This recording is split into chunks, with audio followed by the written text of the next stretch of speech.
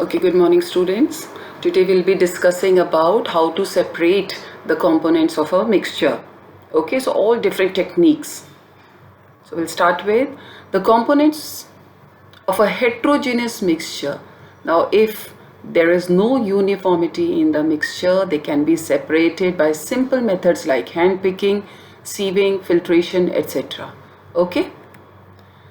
Sometimes special techniques are used to separate the components of a mixture. Now these techniques are, whenever there is a mixture, suppose I'll give you the mixture and you want to separate. So what is the first step we have to do? We have to observe the solute and solvent present in it.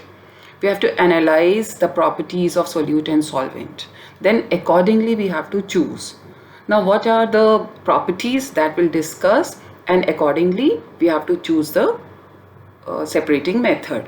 So the separating method which we'll be discussing are number one, that is evaporation, centrifugation, decantation, sublimation, centrifugation, chromatography, distillation, fractional distillation, and there is one simple method, crystallization, also, that we'll be discussing. Okay, so we'll start with very first one, that is evaporation. We'll start with this. Okay, now evaporation, the simple technique here at home, also the process you have observed at home. You know, where at home we are boiling water or making tea, or for any other purpose you are boiling the different liquids. Okay, so that way, or you are making soup, at that time also you are adding water, and it attains the boiling temperature, and the water evaporates and there is thickening of the soup. So that way evaporation process we know, but now by this process how to separate the solute and solvent, that we have to observe. So first, this method is used for separating a volatile component. Now the term used is volatile. Have a look. Volatile means easily evaporated. The component which easily evaporates, sometimes the evaporation is at any temperature. It's not every time it will attain the boiling point. So at any temperature, like kerosene, it attains the, it's a volatile component and it attains the boiling point immediately. Okay, do not require high temperature. So it's a volatile, so easily evaporated. Okay, volatile component from a non-volatile component. That means for the evaporation technique, if we have to separate the component, one of the component should be volatile and the other should be non-volatile. Then this process is applicable. Okay, by heating the mixture. Now for example, ink is a mixture of dye and water. You can take, in place of ink, you can take salt or sugar in water. Okay, if some ink is heated in a dish, the water will evaporate. After attaining the boiling point, the water will evaporate and only the dye is left in the dish. So similarly, we can separate the mixture of salt and water or sugar in water by evaporation. So this is very, very simple technique. Here the two components, that is, one is volatile, which get easily evaporated, other is non-volatile, are mixed here and heat is provided to it. This is the evaporating dish. Water will evaporate and the dye or the salt or sugar will remain in the dish. So this is the simple technique of evaporation.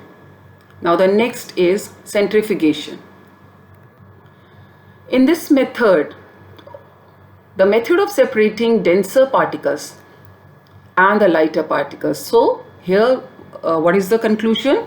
That means if the mixture is given to you, you will observe the density of the particle. If one particle is more denser than the other lighter particle, then this technique is possible. Okay, so centrifugation. For example, here, if we take some milk in a centrifuging machine and spin it rapidly, same mechanism is there in washing machine also. Okay, the cream separates from the milk because cream is less denser than milk. Here cream is less denser, so the cream that is very very soft and lighter one, it will be on the top of the milk, and the denser particle, that is milk, will be at the bottom. So with this technique we can separate, but it is applicable only when one particle is denser and other is lighter. So this technique is very very useful in that case. Now the third is decantation by using separating funnel. The process is decantation that you have done in your previous class also. This method is used for separating a mixture of immiscible liquid. Immiscible, the two liquids cannot mix with each other thoroughly. Okay, and there will be sedimentation or decantation if we'll allow it to settle. Liquids separate into different layers depending on their density. Here the density is important, and these two liquids cannot be mixed with each other. They are immiscible. Like in the previous case, centrifugation, of course the densities were different, but here in that case centrifugation, the cream and the milk, they are miscible, but their densities are different. So with the help of rotating one, the centrifugation, we can separate.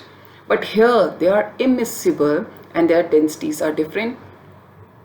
For example, the mixture of kerosene and oil, look at this one, this is separating funnel. And if we'll mix water and kerosene oil, or even your simple oil if you will take, okay, and this is the stop clock or the stopper is here, okay. Now pour the mixture into the separating funnel and allow it to settle. After some time we will observe there are different layers of kerosene oil and water.